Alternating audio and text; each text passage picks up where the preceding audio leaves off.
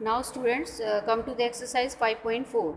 So in 5.4 first question is what is the measure of right angle and a straight angle.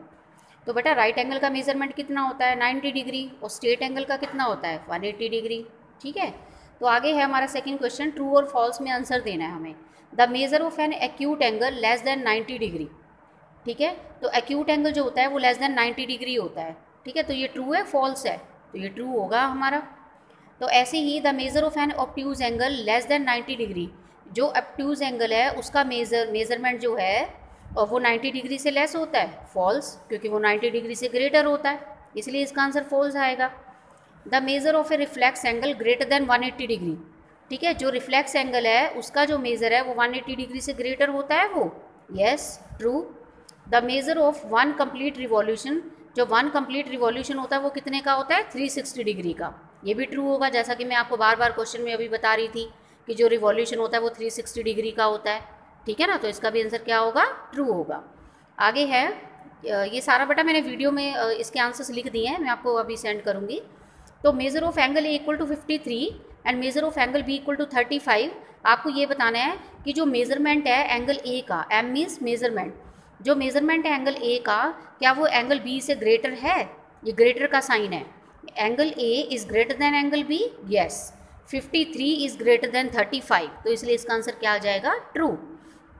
आगे है बेटा third में कि आपको कुछ एग्जांपल्स देनी है. Write down the measures of some acute angle, some obtuse angle, इनकी एग्जांपल्स देनी है हमें. तो देखिए यहाँ पर, तो देखो बेटा सबसे पहले जैसा कि मैंने आपको फर्स्ट पार्ट और सेकंड पार्ट बताया उसके आंसर्स मैंने यहाँ पे लिख दिए हैं, ये फर्स्ट क्वेश्चन के, सेकंड क्वेश्चन के. अब थर्ड देखिए, थर्ड में उन्होंने पूछा था एक्यूट एंगल्स की आपको एग्जांपल्स लिखनी है. तो एक्यूट एंगल वो होते हैं जो 90 डिग्री से लेस होते हैं. तो 50 और 72 आप यहाँ पे कुछ भी लिख सकते हैं. You can write here 40 degree, you can write here 55 something, कुछ भी लिख सकते हैं आप. ऑब्ट्यूज एंगल की एग्जांपल्स दीजिए जो 90 से बड़े होते हैं, ग्रेटर, 90 से बड़े और 180 से छोटा. ठीक है. तो 120 डिग्री और 150 मैंने यहाँ पे एग्जांपल दिया, आप कुछ भी दे सकते हैं. Okay. So third question is complete. Now come to the fourth. अब देखिए फोर्थ में बेटा यहाँ पे कुछ डायग्राम्स बने हुए हैं आपके बुक में. ठीक है. आप इसको देखेंगे कि measure the angle given below using the protractor. आप इसको प्रोटेक्टर यूज़ करके इसका मेजरमेंट करेंगे and write down the measure, और लिखेंगे. ठीक है. जैसा कि मैंने यहाँ पे लिखा है, देखिए जो फर्स्ट एंगल मुझे शो हो रहा है वो 45 डिग्री का हो रहा है. आप इसको प्रोटेक्टर से मेज़र करेंगे. सेकेंड वाला 125 डिग्री का है और थर्ड वाला 90 डिग्री का है. देखो थर्ड वाला तो क्लियरली नज़र आ रहा है हमें, देखो. ठीक है. और ये भी हमारा या तो 120 होगा या 125 होगा, इसको एग्जैक्टली आप भी मेज़र करेंगे. कई बार मेज़रमेंट करने में थोड़ा बहुत इधर उधर हो जाता है, लेकिन जो भी आपको एग्जैक्ट नज़र आए, आपको आप अपने प्रोटेक्टर से, आपके प्रोटेक्टर से जो भी वैल्यू एग्जैक्ट नज़र आती है वही लिखनी है. तो ये 90 डिग्री का, ये तो साफ समझ में आ रहा है. अब देखिए ये वाला जो क्वेश्चन है ना, इसका बेटा मैंने क्या किया, इसके नेम दे दिए हैं. एंगल 1 इसको मैंने दे दिया, एंगल 2 इसको मैंने दे दिया, एंगल 3, लाइक दिस. इधर देखिए, देखिए एंगल 1, एंगल 2, एंगल 3. तो एंगल 1 जब ये मेज़र किया तो ये 60 डिग्री का आ रहा है. एंगल 2 मेजरमेंट करोगे तो 125 डिग्री का है. एंगल 3 मेज़र करोगे तो ये 90 डिग्री का है. ठीक है. इसको एक बार आप प्रोटेक्टर से मेज़र करिएगा. ओके.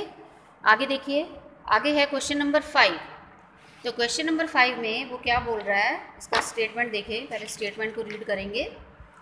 क्वेश्चन नंबर 5 में बोल रहा है कि which angle has a larger measure. ठीक है. First estimate and then measure. Measure of angle A and measure of angle B. ठीक है. मतलब आपको बताना है कि किसका लार्ज मेज़र है, पहले एस्टिमेट करेंगे और फिर लिखेंगे. ओके. तो ए और बी देखिए, यहाँ पर ये डायग्राम्स बने हुए हैं हमारे. This is A, this is B. तो जो एंगल ए है, एंगल ए का जो एस्टिमेट आ रहा है वो आ रहा है 40 डिग्री. लिखा है देखो मैंने यहाँ पर 40 डिग्री. और एंगल बी का जो मेजरमेंट आ रहा है